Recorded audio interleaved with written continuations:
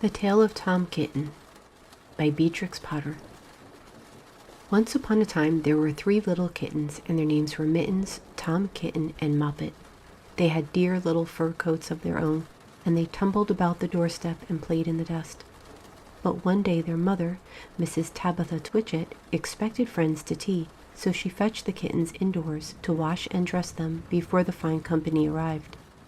First she scrubbed their faces. This one is Moppet. Then she brushed their fur. This one is Mittens. Then she combed their tails and whiskers.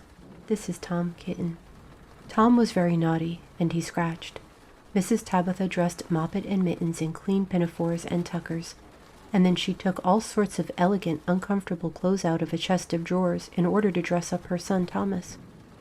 Tom Kitten was very fat, and he had grown. Several buttons burst off. His mother sewed them on again. When the 3 kittens were ready, Mrs. Tabitha unwisely turned them out into the garden to be out of the way while she made hot buttered toast. Now keep your frocks clean, children. You must walk on your hind legs. Keep away from the dirty ash pit, and from Sally Henny Penny, and from the pigsty and the puddle ducks. Moppet and Mittens walked down the garden path unsteadily. Presently they trod upon their pinafores and fell on their noses. When they stood up, there were several green smears. "Let us climb up the rockery and sit on the garden wall," said Moppet. They turned their pinafores back to front and went up with a skip and a jump. Moppet's white tucker fell down into the road. Tom Kitten was quite unable to jump when walking upon his hind legs in trousers. He came up on the rockery by degrees, breaking the ferns and shedding buttons right and left. He was all in pieces when he reached the top of the wall.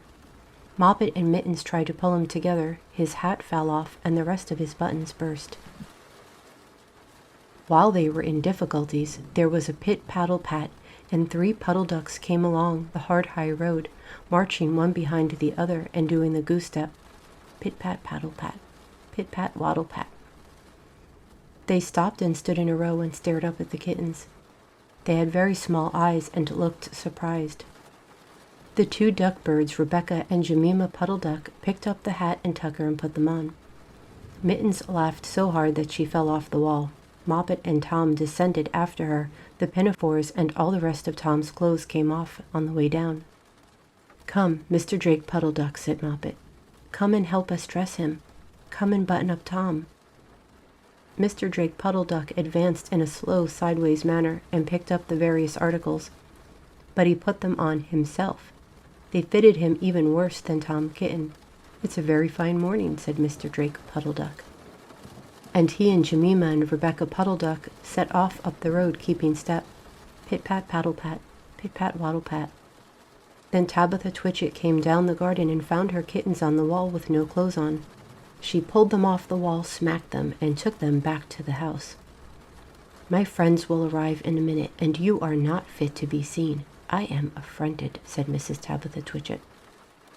She sent them upstairs, and I am sorry to say she told her friends that they were in bed with the measles, which was not true. Quite the contrary, they were not in bed, not in the least. Somehow there were very extraordinary noises overhead, which disturbed the dignity and repose of the tea party. And I think that some day I shall have to make another, larger book to tell you more about Tom Kitten. As for the puddle ducks, they went into a pond. The clothes all came off directly, because there were no buttons. And Mr. Drake Puddle Duck and Jemima and Rebecca have been looking for them ever since.